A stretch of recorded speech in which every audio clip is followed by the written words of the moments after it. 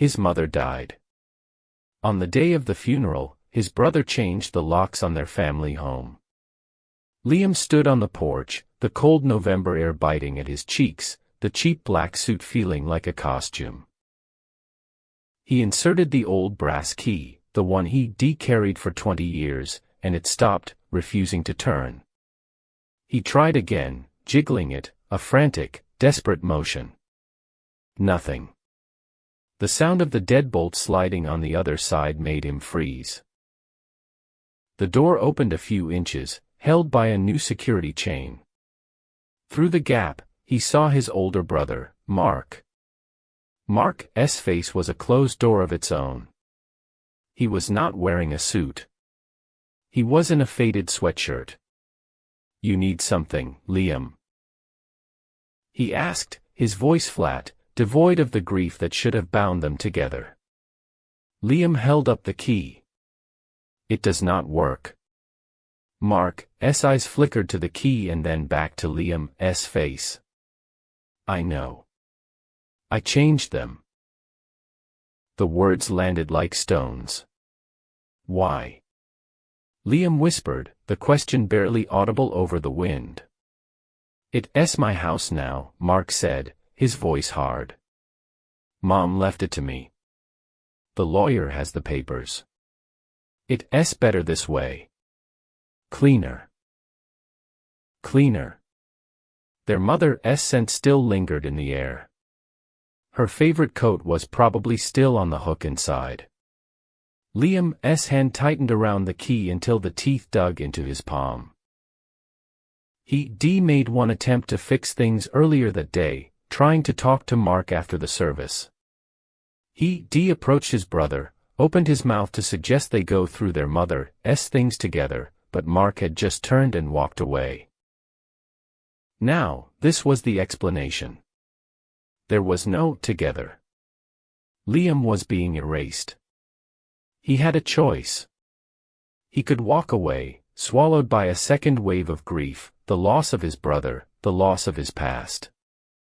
Or he could fight. He looked past Mark, at the hallway where they measured their height on the doorframe, at the stairs he fallen down as a child. This was not just wood and plaster. It was his life. "You see, not do this," Liam said, his voice finding a strength born of pure rage. "You see, not just lock me out." Mark's face tightened. "Watch me." He started to close the door. In a blind panic, Liam shoved it. The chain strained, the wood groaning. "I live here too," he yelled, the lie tasting like ash. He had not lived there in years, but in that moment, it felt like the truest thing in the world. Mark did not yell back. He simply disappeared for a moment and returned with a piece of paper, slapping it against the glass of the small window next to the door. It was a formal notice. A restraining order. Mark had planned this. He had seen this coming and had armed himself not with arguments, but with the law. Liam stared at the document, his name typed in stark black letters. He was not just locked out. He was an intruder. The choice was no longer his to make. It had been made for him. This was war. Liam's choice fueled a cold, burning fire inside him. He hired a lawyer, a man with tired eyes who spoke of probate courts and discovery motions in a monotone. The initial consultation drained half his savings. The retainer took the rest. His life narrowed to a single, obsessive point, the house. He spent his nights digging through old emails from his mother, searching for any hint that she intended for the house to be shared. He found nothing but loving messages that now felt like betrayals. Every attempt to move forward only dragged him deeper into the mud. He contested the will, claiming Mark had exerted undue influence on their mother in her final, weakened days. The accusation felt vile as he said it, but the alternative, accepting that his mother had willingly cut him out, was unthinkable. The legal battle became a spiral. Mark's lawyer would file a motion, Liam's lawyer would file a counter-motion. Fees piled up like dead leaves. Liam started taking extra shifts at his job, the exhaustion hollowing out his face. His friends tried to intervene. "It's just a house, man," one said over a beer. "Let it go." Liam slammed his glass on the table. "It's not about the house. It's about what's right." But he no longer sounded sure. The conflict bled into every corner of his life. His girlfriend, who had held him while he cried after the funeral, now looked at him with a weary frustration. "This hatred," she told him one night, her voice soft but firm, "it's changing you, Liam. You do not talk about your mom anymore. You only talk about him." He had no answer for her. A week later, she was gone. That was the day he hit his first real bottom. Sitting in his silent, empty apartment, surrounded by legal papers he could not afford, he felt a crushing defeat. He had lost his mother, his home, his savings, and now, the woman he loved. He was losing the war. That evening, his lawyer called. There was a new complication. Mark was countersuing. Not for money, but for something far worse. He was suing Liam for defamation of character, citing the undue influence claim. He's saying you publicly and maliciously damaged his reputation during a time of grief, the lawyer explained, his voice holding a new note of warning. If he wins, Liam, you'll be financially ruined. You'll owe him everything. The floor fell away. Mark was not just trying to keep him out of the house. He was trying to burn down what little was left of his life. Desperate, Liam fired his lawyer and decided to dig for a different kind of truth. He drove to the off-site storage unit his mother had rented years ago, a place filled with forgotten furniture and boxes of papers. He spent a weekend in the cold, dusty space, prying open sealed containers, his hands raw. And then he found it. Tucked away in a tin box labeled "Household," he found a thick folder of unopened, official-looking envelopes. They were from a mortgage company. And they were all past due notices. He tore one open, his heart pounding. Then another, and another. The truth was a punch to the gut. His mother had not owned the house. The bank did. She had taken out a massive reverse mortgage years ago and had been falling behind on the payments. The final notice, dated 2 weeks before her death, stated that the property would be foreclosed upon and seized. A wave of sickening adrenaline washed over him. This was it. This was the weapon he needed. Mark had not inherited a home, he had inherited a massive, unpayable debt. And he had hidden it. Mark's claim to the house was a lie, a fraud built on a foundation of debt. This changed everything. For the first time in months, Liam felt a surge of power, a sense of righteous victory. He did not call a lawyer. He drove straight to the house, the foreclosure notices clutched in his hand. He did not care about the restraining order. He pounded on the door, shouting Mark's name. When his brother finally opened it, holding a phone as if ready to call the police, Liam shoved the papers into his chest. "You did not inherit a house," he spat, his voice trembling with triumph. "You inherited a catastrophe. You lied." Mark looked down at the papers, his face pale. He did not look surprised. He looked tired. "You should not have found those," he said quietly. Then came the turn, the final, shocking twist of the knife. "I did not lie, Liam," Mark said, his voice heavy with a resignation that chilled Liam to the bone. "I made a deal." He explained that in their mother's last week, she had confessed everything to him, ashamed and terrified of leaving her sons with nothing but debt. So Mark, using the power of attorney she had given him, had gone to the bank. He had negotiated a deal. He would assume the entire debt himself, liquidating his own retirement savings to pay it off. In exchange, the bank would transfer the title solely to his name. The new locks, the will, the lawyer, it was not an act of greed. It was the frantic, clumsy execution of a desperate plan to shield them both from ruin. "She made me promise," Mark whispered, his voice finally breaking. "She did not want you to know how bad it was. She did not want your last memory of her to be of this failure. I was trying to protect you."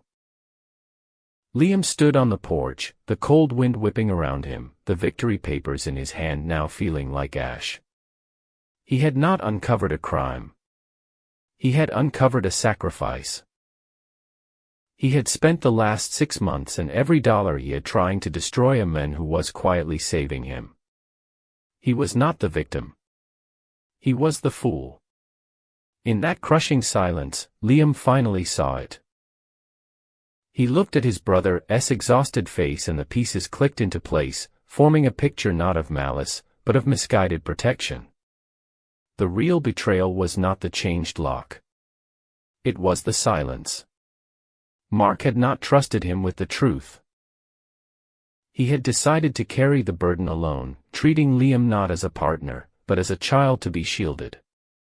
The fight had never been about the house. It was about brotherhood. It was about being seen as an equal. Liam's shoulders slumped. The rage that had fueled him for months evaporated, leaving behind a hollow ache. He did not need to win the house anymore. He just needed to end the war. He let the foreclosure notices fall from his hand, scattering on the porch steps. He looked Mark in the eye. "You should have told me," he said. It was not an accusation. It was a statement of fact, a quiet lament for the trust they had lost. "We should have carried it together." Mark flinched, as if the words had physically struck him. For the first time, he looked not like a gatekeeper, but like a brother drowning in a burden he had insisted on carrying alone. Liam took a step back, off the porch, surrendering the ground he had fought so hard for. "It's your house, Mark," he said, and the words no longer tasted like defeat. They tasted like freedom. "You keep it." He turned and walked away. He did not look back. The next day, he instructed his lawyer to drop the lawsuit and the defamation countersuit. He sold his car to pay the final legal fees. He was left with almost nothing, but he felt lighter than he had in years. 2 weeks later, a simple white envelope arrived at his small, rented apartment. Inside was a single, old brass key. There was no note. None was needed. The house was sold a few months later. Neither of them could afford to keep it, and neither of them wanted to live in a monument to their pain. But they met on the day of the sale and stood on the sidewalk, watching the new family move in. They did not talk much. They just stood together, two brothers sharing a silence that was no longer heavy with anger, but filled with a quiet, fragile understanding. Liam had lost his inheritance, his savings, and a year of his life. But standing there, he realized what he had finally won back. He had learned that some doors are meant to close, and that forgiveness is not about getting a key to the past. It's about having the strength to finally walk away from the door. Chapter 1. His life was a cheap coffee, a dead-end job, and a silent scream, until 5 a.m. finally answered back. The coffee tasted of burnt plastic, a lukewarm sludge from the office machine that gurgled like a dying man. The job was a spreadsheet with columns that stretched into infinity, a digital graveyard where his ambitions were buried one cell at a time. And the scream was the tight, hot pressure behind his eyes every time Mark strolled past his cubicle. Mark, with his perfectly tailored shirt, his smug smile, and the promotion that should have been Alex's. He was not just a colleague, he was a walking, talking monument to Alex's failure. Today, the scream was deafening. Mark had just been handed the Apollo project, the one account that could have been a lifeline. Alex's role. Data integrity support, a corporate euphemism for checking Mark's work for typos. That afternoon, trying to drown his rage in another cup of acidic coffee, Alex heard Mark's voice from a nearby computer. He was a guest on some business podcast, his voice a slick, confident purr. "You have to be ruthless with your time," Mark declared. "While my competition is hitting the snooze button, I am at my desk by 5 a.m. I win the day before anyone else has even had their coffee." The words were not inspirational, they were a declaration of war. A cold, sharp fury cut through Alex's apathy. He would not just match him. He would obliterate him. That evening, he waged his own small rebellion, setting his alarm not for his usual 7:30, but for 5 a.m. Sharp. The choice felt like cocking a gun. But when the alarm shrieked the next morning, the gun fired blanks. Alex found himself in the suffocating darkness of his kitchen, the silence amplifying his exhaustion. He just sat there, scrolling through photos of other people's perfect lives until it was time to leave for the job he hated. He was just as miserable, only now he was also tired. Then, at 9:15 a.m., an email from his boss, Mr. Henderson, landed with the force of a bomb. Subject: Urgent, Apollo Project Timeline. Henderson was moving the deadline up by a week. The final line chilled him to the bone. "Given the accelerated timeline, I'll be monitoring individual performance on this project hourly. There is no room for error." The stakes had not just been raised, they'd been launched into the stratosphere.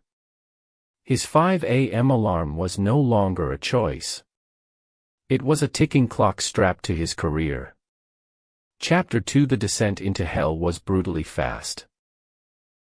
Each 5 a.m. alarm was a physical assault, dragging Alex into a cold, dark reality where he'd stare at the glowing spreadsheet, his mind a swamp of fatigue and resentment. He was not building a better future, he was just polishing the bars of his own cage 2 hours earlier than everyone else. The spiral began. A misplaced comma in a report. A key deadline he forgot to flag. He was a ghost haunting his own life, a zombie fueled by cheap caffeine and a simmering rage. By Thursday, he was so sleep-deprived that during a critical team call, when Mark asked for the revised budget figures, Alex sent over the wrong file, an outdated draft with a catastrophic miscalculation that undervalued the entire project by nearly 30%. He did not realize his mistake until an hour later, when a new email from Mark appeared, CC ING Henderson and the entire department. "Team," it began, a quick reminder on the importance of attention to detail. "I caught a significant error in the projections Alex sent over.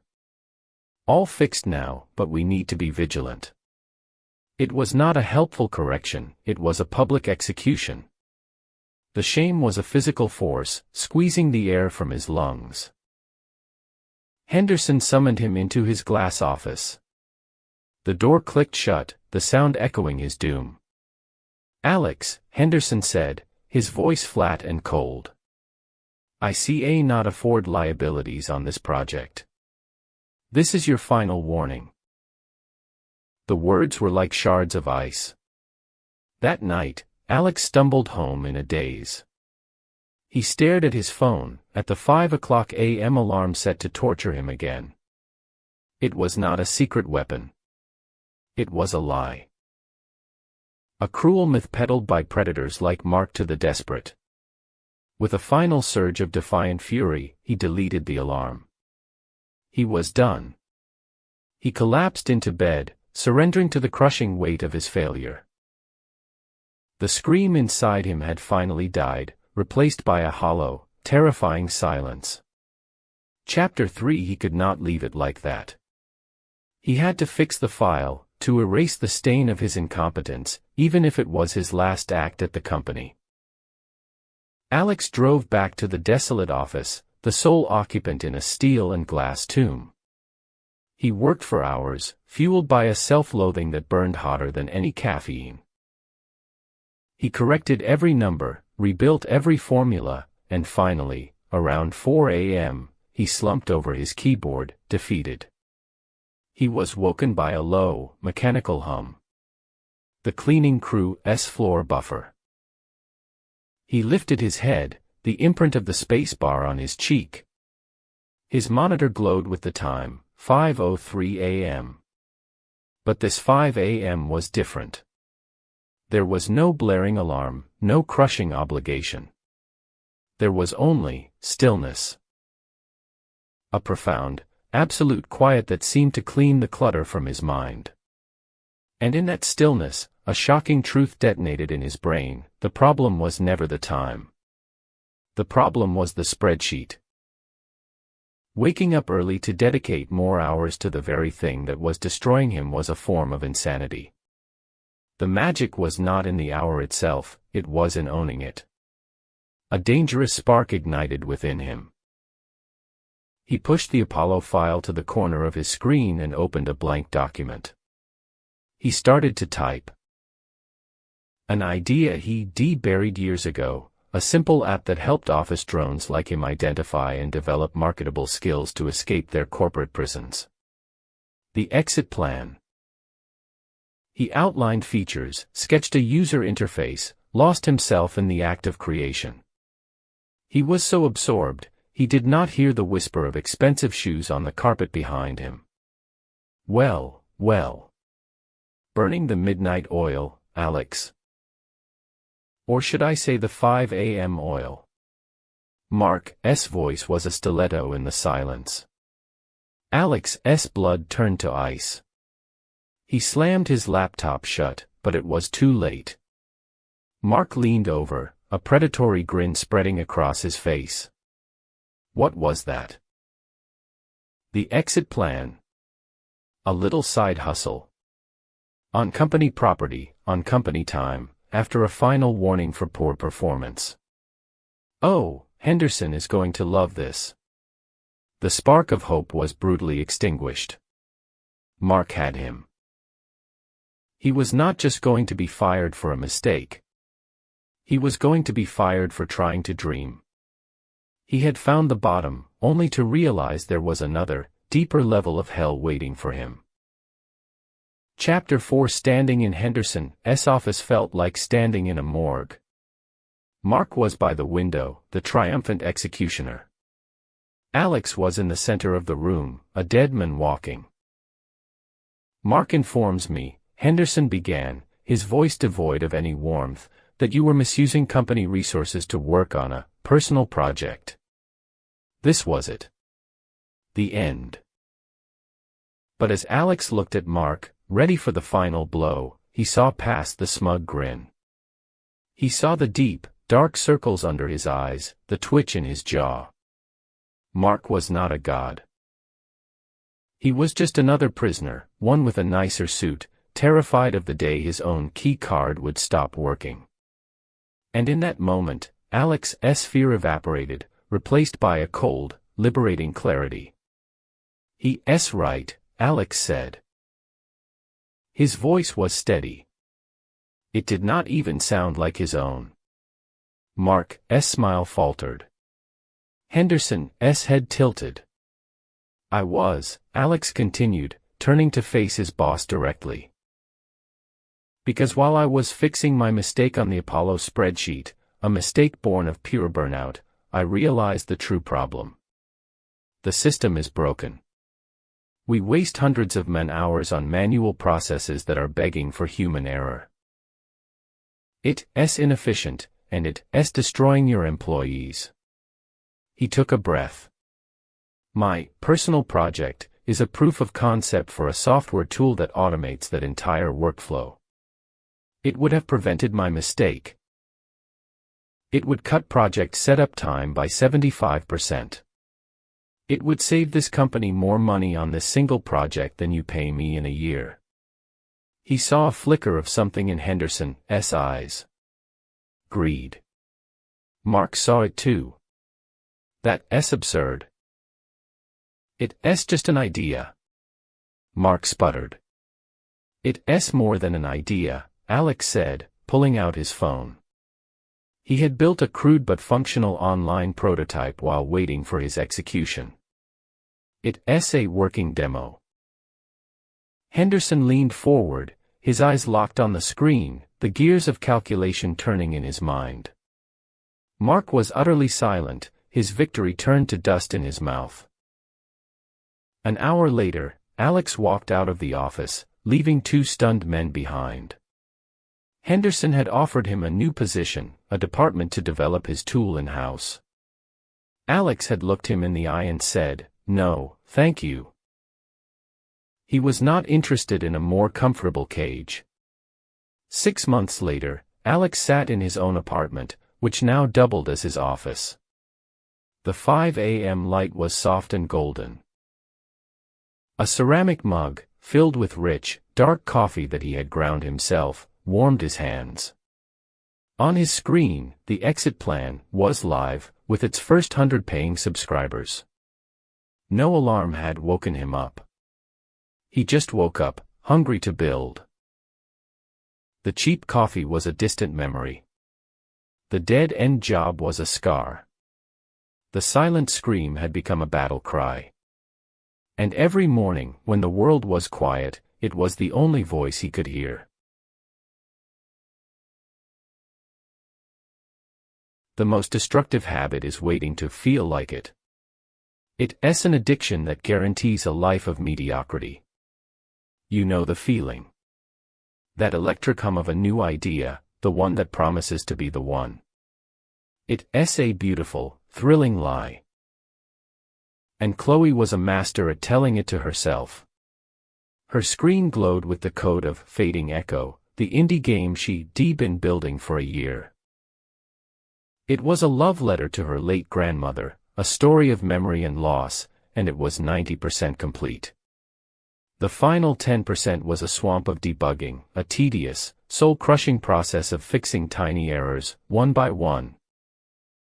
Her mind, starved of excitement, began to wander. And then it happened. The rush. A new idea, so brilliant, so perfect, it felt like a physical shock. A fast-paced platformer called Starlight Jumper. The mechanics unfolded in her mind, elegant and addictive.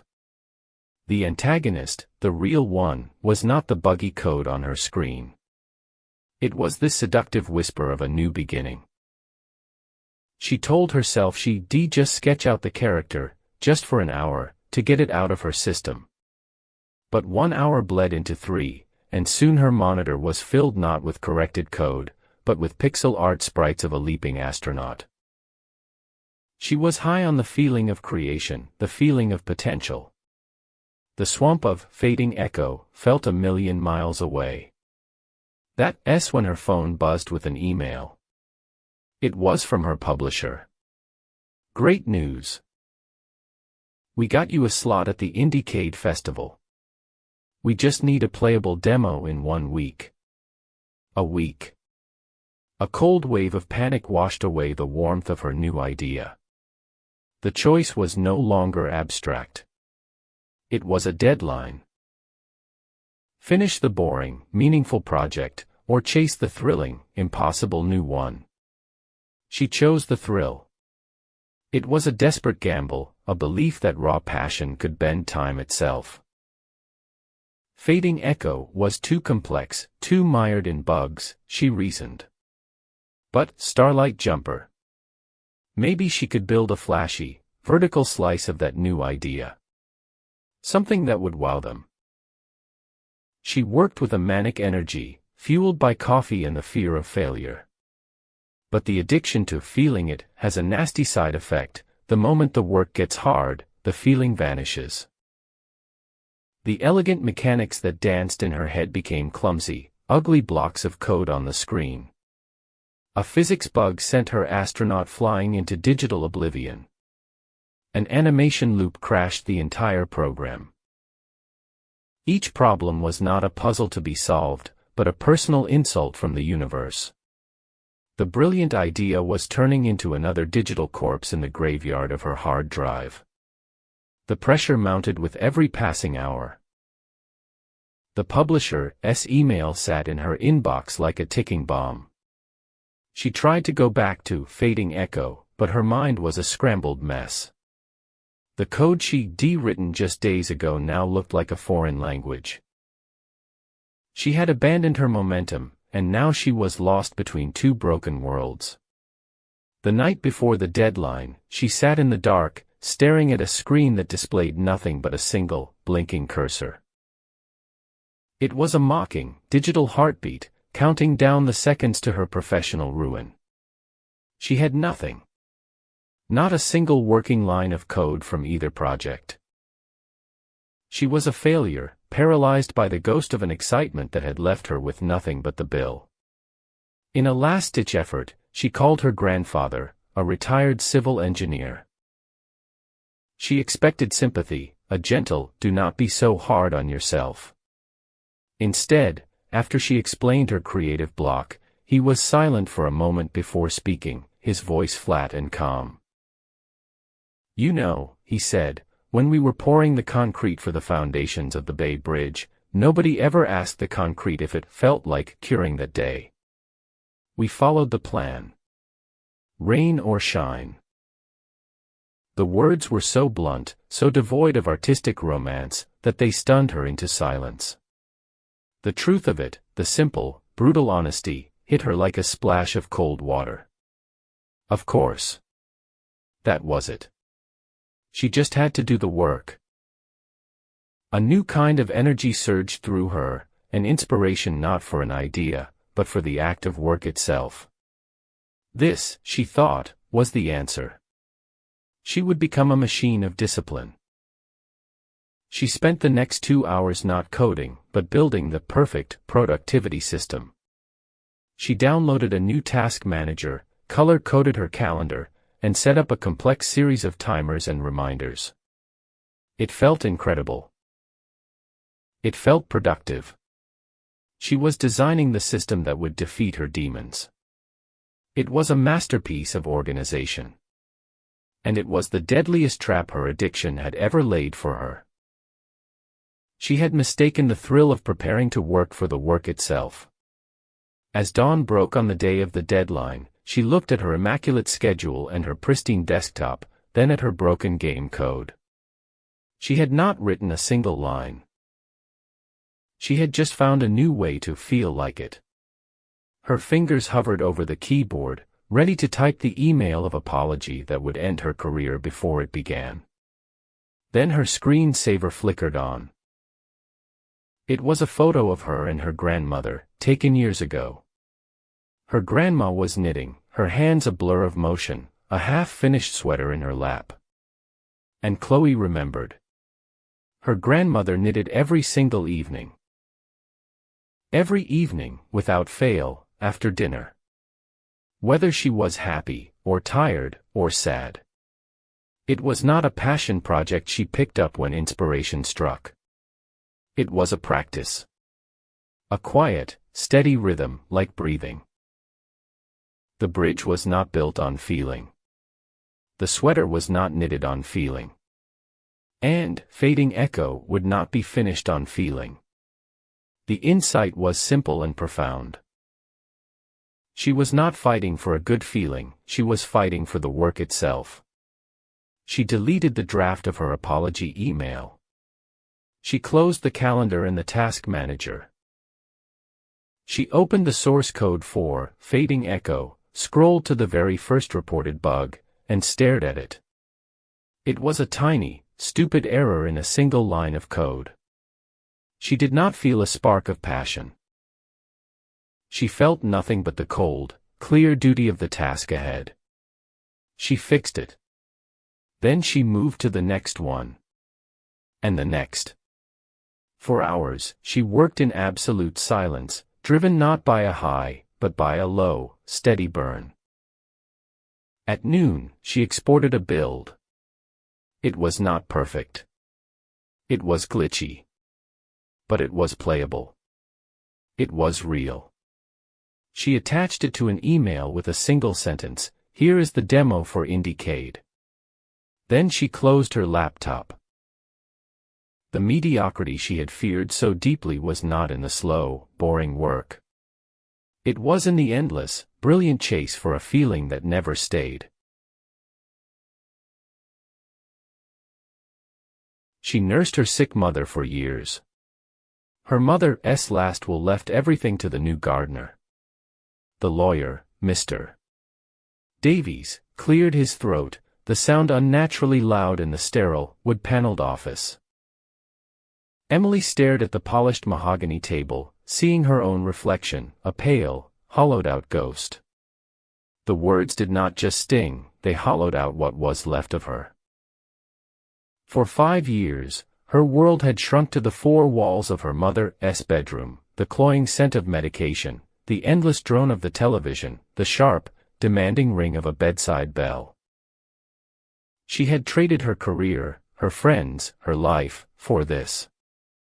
For a promise, unspoken but always assumed, that the family home, the garden her great-grandmother had planted, would be her reward. Her inheritance.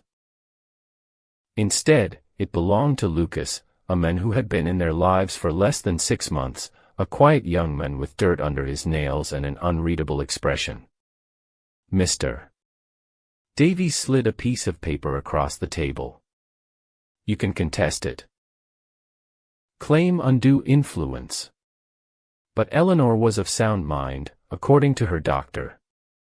It will be a fight. A very public, very ugly fight. The choice hung in the air, thick and suffocating. Walk away with nothing, swallowed by the injustice, or drag her mother's name, and her own, through the mud for a chance at what was rightfully hers. She stood up, her chair scraping against the floor. I need to speak to him. She found Lucas in the garden, of course, tending to her mother's prized orchids in the greenhouse. He did not look triumphant. He just looked tired. Why? She asked, her voice cracking.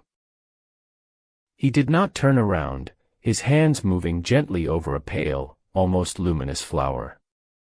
She wanted to protect them, he said softly. The sheer absurdity of it, the insult, sent a wave of cold fury through her. Protect the flowers? From me? She wanted to scream, to smash the delicate glass panes of the greenhouse. She would fight. She would burn it all to the ground if she had to. When she returned to the lawyer's office, a storm raging inside her, Mr. Davies handed her a small, lacquered box. Your mother left this for you. With an instruction. I was only to give it to you if you decided to contest the will. Her decision to fight was a declaration of war. The box sat on the peeling nightstand of her new reality, a bleak, roadside motel room that smelled of stale smoke and regret. She opened it. Inside, nestled on a bed of faded velvet, was not a confession or an apology, but a single, perfectly preserved orchid petal and a small, folded note. The note read, "Some things are worth more than houses." It was a taunt from beyond the grave, a final twist of the knife. The petal felt like a symbol of everything she had lost, and it hardened her resolve into something sharp and brittle. The legal battle began, and it was everything Mr. Davies had promised. Ugly. Her savings evaporated into legal fees. Friends who had praised her devotion now whispered behind her back, their pity curdling into judgment. The local paper ran a story with a headline that made her feel physically ill. grieving daughter Sue's humble gardener over mother's fortune. Lucas remained a ghost, his silence a masterful performance of quiet dignity while she was painted as a greedy, ungrateful child. She saw him once at the grocery store, his cart filled with potting soil and fertilizer, and he simply met her furious gaze with an expression of profound sadness. It was infuriating. Her life spiraled downwards. She sold her car to pay for another month of the motel and the mounting legal bills. Each night, she would stare at the ceiling, the cryptic note replaying in her mind, a riddle she could not solve, fueling a rage that was starting to feel like the only thing she had left. Then came the final blow. Mr. Davies called, his voice grim. They deposed your mother's physician, Dr. Alastair. His testimony will be damaging, Emily. He prepared to testify about Eleanor's mental state, her clarity, and about conversations they had, concerning you. The threat was clear. They were going to destroy her, not just in court, but as a person. She was standing at the edge of a cliff, and the fall felt endless. That night, she could not sleep. The thought of Dr. Alastair, a man who had always treated her with kindness, testifying against her was a betrayal too far. Driven by a desperate need for an answer, any answer, she drove her rented car to the house. Under the cold light of the moon, the garden looked alien, a place she no longer recognized. She went to the greenhouse, the heart of the dispute. The door was locked, but she knew where her mother had always hidden the spare key, under a loose flagstone near the rainwater barrel. It was still there. Inside, the air was warm and humid, thick with the scent of damp earth and blooming flowers. But it was not her mother's greenhouse anymore. One entire section was now partitioned off with plastic sheeting, and inside, under sterile grow lights, stood rows upon rows of a single type of orchid, the same one from the petal in the box. Scientific charts lined the walls, detailing growth cycles and chemical compositions. This was not a hobby. It was a laboratory. I wondered if you'd come. Lucas was standing in the doorway, his silhouette blocking the moonlight. He was not angry.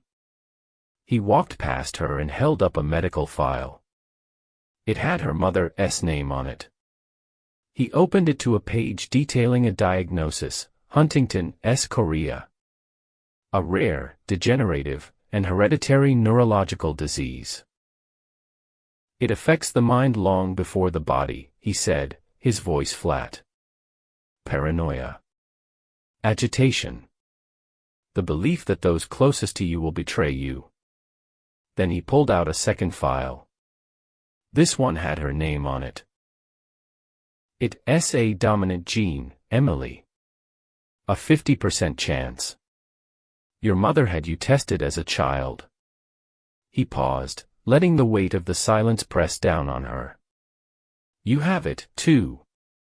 The symptoms will likely begin within the next 5 years. The world tilted. The lawsuit, the note, the will, it all snapped into a new, horrifying focus. Lucas was a botanist. His life's work was this specific, genetically engineered orchid. Its extract was the basis for an experimental treatment, the only one in the world that could halt the progression of the disease. Her mother had not disinherited her. She had been trying to save her life. And Emily, in her blind rage and grief, had just spent months trying to legally dismantle her only cure. She sank onto a stool, the sterile light of the grow lamps making her skin look waxy and pale. The cruelty she had imagined in her mother was a phantom, the real monster was the disease, a silent thief that had stolen her mother piece by piece and was now coming for her. The will was not an act of malice, but an act of desperate, terrified love, a gambit to ensure the research would continue, to protect the cure from a daughter who, her mother feared, would sell the house and unknowingly discard her own salvation. The note, "Some things are worth more than houses," was not a taunt. It was a plea. The next morning, Emily walked into Mr. Davies' office. The fight was gone from her eyes, replaced by a quiet, unnerving calm. "Drop the case," she said. Immediately. She did not offer an explanation. She did not need to. At a press conference she called herself, standing alone on the courthouse steps, she read a short, prepared statement. She spoke of misunderstanding her mother's final wishes and announced she was withdrawing her claim to honor a legacy far more important than property, a legacy of botanical preservation. The narrative did not just flip, it evaporated. There was no more villain, no more victim. There was only a daughter, finally at peace. She never set foot in the house as a resident again. Instead, she became a frequent visitor to the greenhouse. Lucas taught her how to pollinate the delicate blossoms, how to monitor the nutrient levels, how to care for the fragile plants that held her future in their roots. One afternoon, as they worked in comfortable silence, she looked at her hands, covered in the same rich soil her mother had once worked. She had spent years nursing a woman consumed by an illness, only to discover that woman's final act was to nurse her right back. She had lost a home she thought she was owed, only to be given a life she never knew she would have to fight for. At his father's funeral, his own brother handed him an eviction notice for their childhood home. The crisp, white envelope felt alien in Liam's hand, a cold intrusion against the backdrop of hushed condolences and the cloying scent of lilies. David, older by 10 years and colder by a lifetime, did not meet his eyes. "The lawyer said it's cleaner this way," he muttered, his voice a low rumble of efficiency. "The will is clear. The house is mine. You have 30 days. Liam stared at the paper, the legal jargon swimming before his eyes. It was not just a house, it was the worn patch on the stairs where they dropped a toy train, the height chart penciled on the kitchen doorframe, the faint smell of his father's pipe tobacco that clung to the curtains. He looked from the heartless document to his brother's face, searching for a flicker of shared grief, of shared history. He found only the impassive gaze of a businessman closing a deal.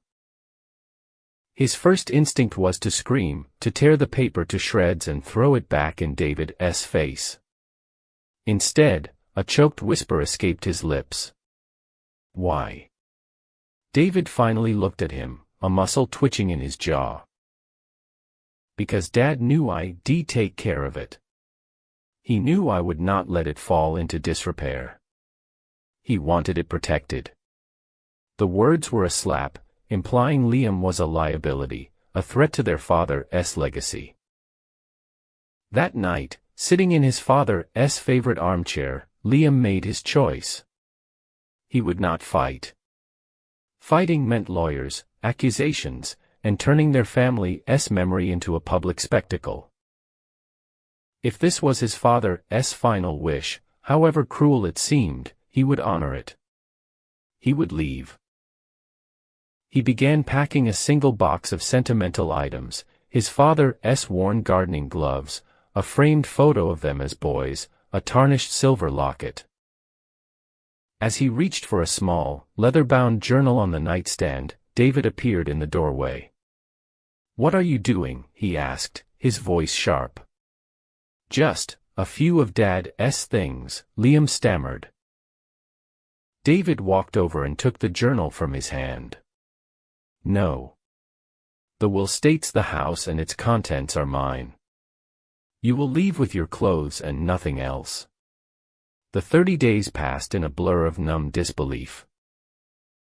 Liam moved onto a friend's couch, the box of his father's things, which he managed to sneak out under a pile of clothes, tucked safely under the bed. Every attempt to build a new foundation felt like trying to build on quicksand. Job interviews were disastrous, his grief was a heavy cloak he could not take off, and his answers were hollow and distracted. His friends were kind, but their pity was a constant reminder of how much he had lost. He felt like a ghost haunting the edges of other people's lives. One afternoon, driving past his old street, he saw it. A large, garish for sale sign was hammered into the front lawn, the lawn their father had spent decades perfecting. Below the agent's name, a smaller sign read, "Prime for redevelopment." David was not protecting their home, he was liquidating it. The betrayal was a physical blow, knocking the air from his lungs. The spiral steepened. The friend whose couch he was on was moving in with his girlfriend, and there was no room for Liam. With his savings dwindling, he moved into his car, a cramped, cold prison that smelled of stale coffee and despair. He'd park at the end of his old street at night, watching the darkened windows of the house, a monument to a life that was no longer his. He was at his lowest point, a man with no family, no home, no future. One morning, he woke to the sharp tap of a police officer on his window. Sleeping in his car was a violation of a local ordinance. As his car was being hitched to a tow truck, the officer handed him a ticket. Liam watched the vehicle that held the last of his possessions, including the precious box of his father's memories, being hauled away. He was now truly, completely, alone on the street. With the last of his cash, Liam paid the impound fee to retrieve the single box from his car. He could not afford to get the car back. He took the box to a cheap diner, ordered a black coffee he could not afford, and sat down, defeated. He had nothing left. He opened the box, his fingers tracing the cracked leather of his father's gardening journal. He was not sure why he'd saved it, but it was the only piece of his father he had left. He opened it, and a sealed envelope fell out from between the pages. His name, Liam, was written on the front in his father's familiar, steady script. With trembling hands, he tore it open. The letter was not about grief or goodbyes. It was a confession and a plan. "My dear Liam," it began, "if you are reading this, then David has done what I feared. Forgive me for this deception. I knew your brother's heart was ruled by greed, not love. The house was his test, and I knew he would fail it.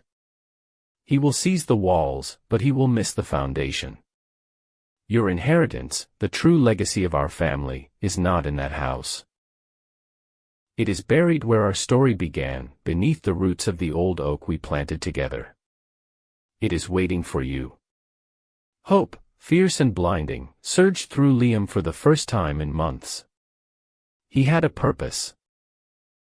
That night, under the cover of darkness, he slipped over the back fence of his old home. The garden was already overgrown, neglected. He found the old oak and began to dig with his bare hands, the soil cool and familiar. His fingers soon struck something hard, a small, metal lockbox. As he pulled it from the earth, the yard was flooded with blinding light. "Looking for something?" David's voice dripped with triumph from the back porch. He held a phone to his ear.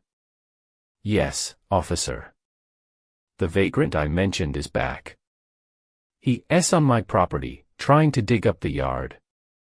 Liam stared, the lockbox in his hands, as his brother smiled a predator's smile.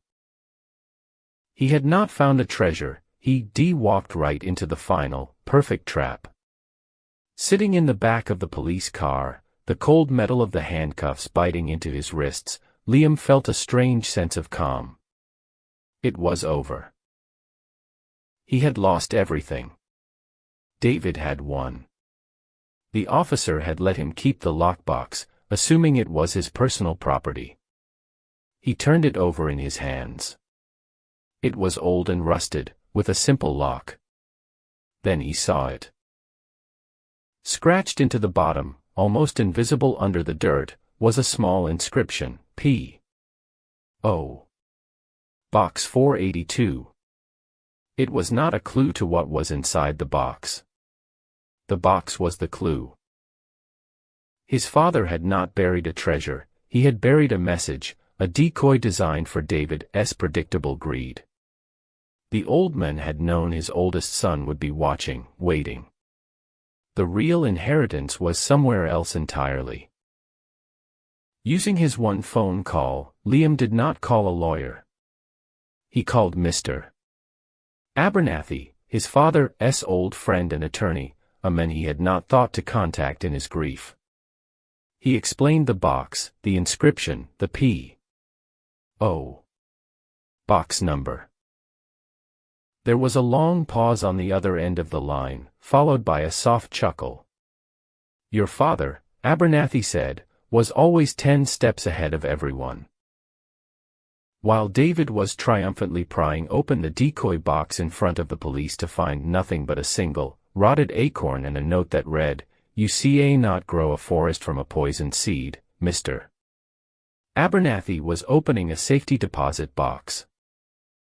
Inside were the legal documents. His father had sold off small, profitable assets years ago, creating a substantial trust fund. He had also purchased a beautiful, 5-acre plot of fertile land in the next county over. It was all in Liam's name, finalized a month before his father's death. The will David had executed was real, but it was for an almost worthless prize. The house itself was mortgaged to the hilt, a financial liability his father knew David would be too arrogant to investigate before seizing. David's victory was a mountain of debt. Liam was released, the charges dropped. Months later, he stood on his own land, the rich soil crumbling in his hands. He had plans for a nursery, a place of growth and life, the kind of legacy his father would have truly valued. He looked out over the rolling green fields and finally understood that a home is not a building you re-given, it's a garden you have the courage to grow yourself. He was so broke, he attended his high school reunion just to eat the free appetizers. The thought was not a joke, it was a battle plan. For 3 days, Alex's diet had consisted of tap water and the complimentary sugar packets he de-pocketed from a coffee shop. The email invitation, shimmering on his cracked phone screen, was less a social event and more a survival opportunity. Class of 14 10-year reunion, an evening of golden memories. It promised a deluxe buffet, an open bar for the first hour, and even a prize draw. That was his cover story, the flimsy shield for his pride. He was not going for the food, he was going for the raffle. His reflection in the darkened window of his apartment was a stranger. Sunken eyes, a jawline sharpened by hunger, and a dress shirt so old its collar was fraying like his nerves. This shirt was his last piece of armor, ironed meticulously with a hot pan because his electricity had been cut off last Tuesday. The central conflict was not just in his empty stomach, it was in the chasm between the men in the reflection and the men he was about to face. Men like Mark Renner. Even the name tasted like acid. Mark, the golden boy quarterback who had seamlessly transitioned into a golden boy VP at his father's investment firm.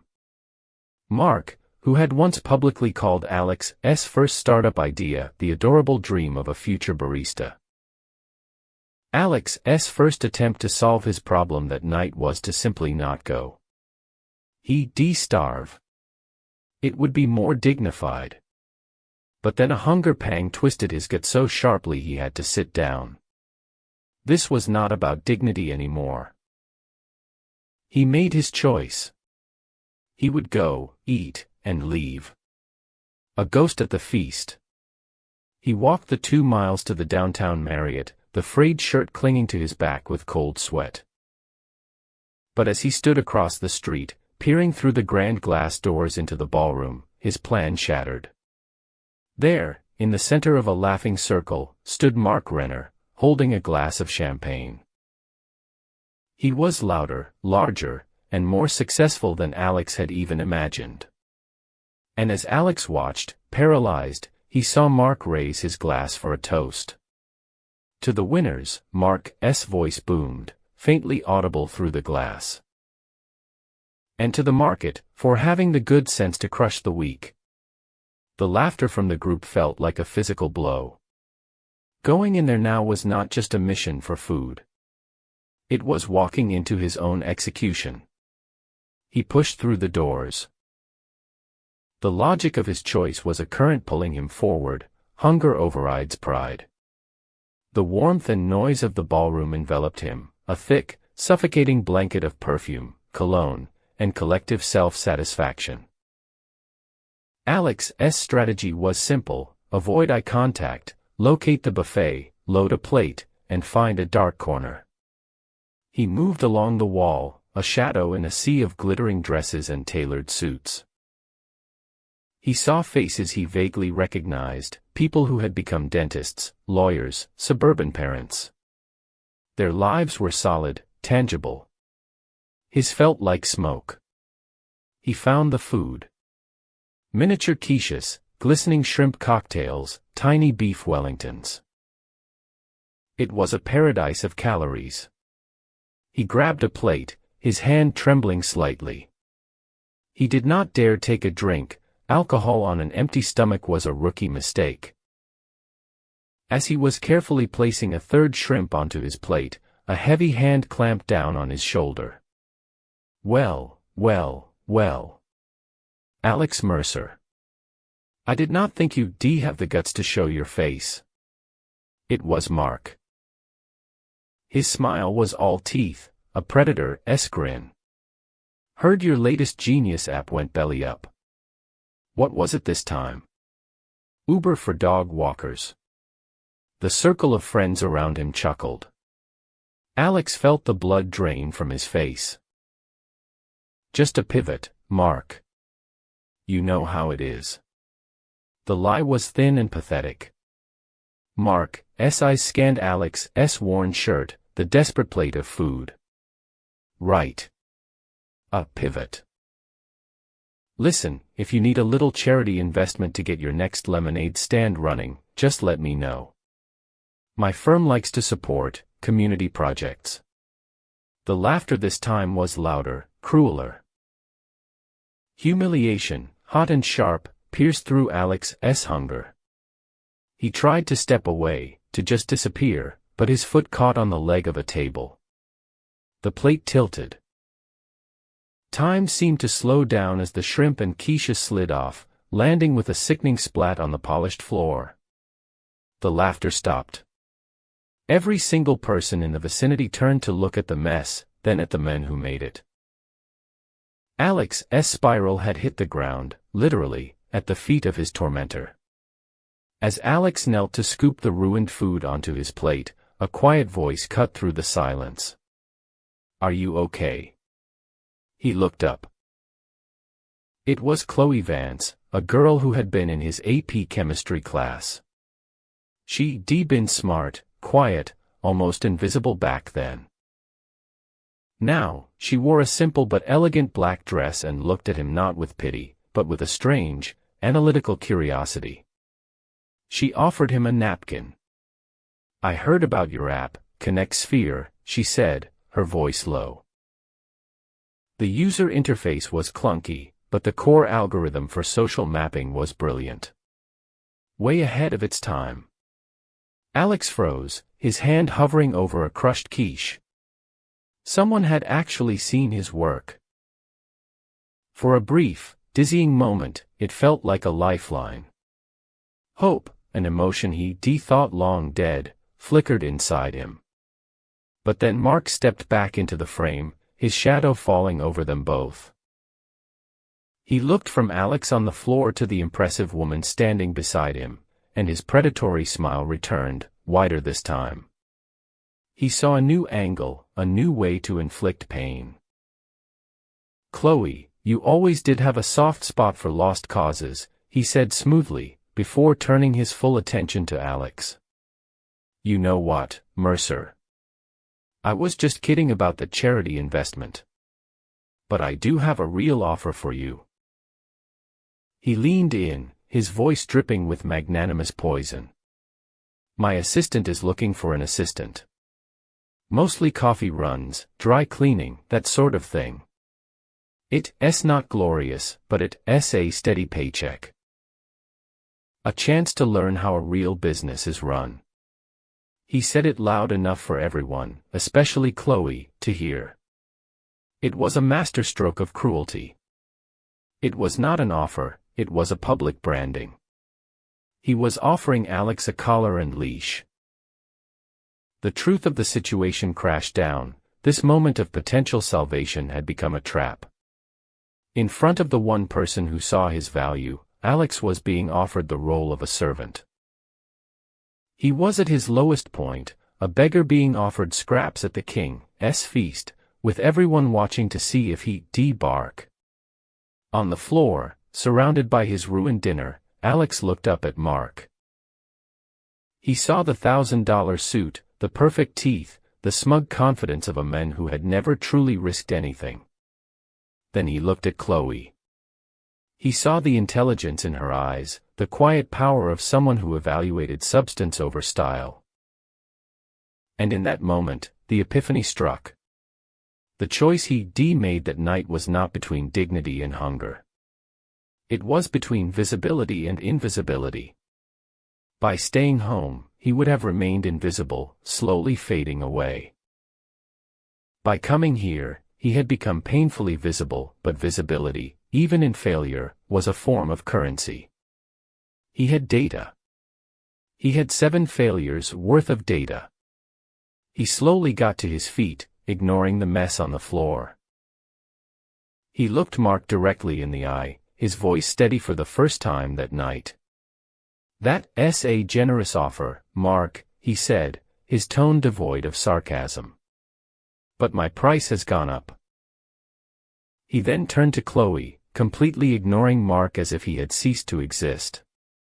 "Your analysis of Connect Sphere was correct," he said, his voice gaining strength. "The UI was a disaster because I ran out of capital. But the algorithm you mentioned, I know how to fix it. More than that, I know how to monetize it through enterprise-level data licensing, a market that people who only see the surface, like Mark, completely misunderstand." He did not ask for a job. He did not beg for a chance. He stated his value as a fact.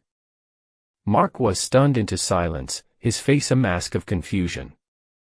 The power dynamic had shifted so fast it left him breathless. He had offered humiliation, and Alex had turned it into a business pitch. Chloe's lips curved into a small, almost imperceptible smile. She pulled a business card from her purse. "My fund has a meeting for seed stage tech every Tuesday. My assistant will schedule you. Do not be late." Alex took the card. It felt heavier than any plate of food. He turned and walked out of the ballroom, his back straight. He did not look back at Mark's sputtering face or the murmuring crowd. As he passed the grand buffet table by the exit, laden with untouched delicacies, he did not even glance at it. The hunger in his stomach was still there, but it was nothing compared to the new, ferocious hunger that had just awoken inside him.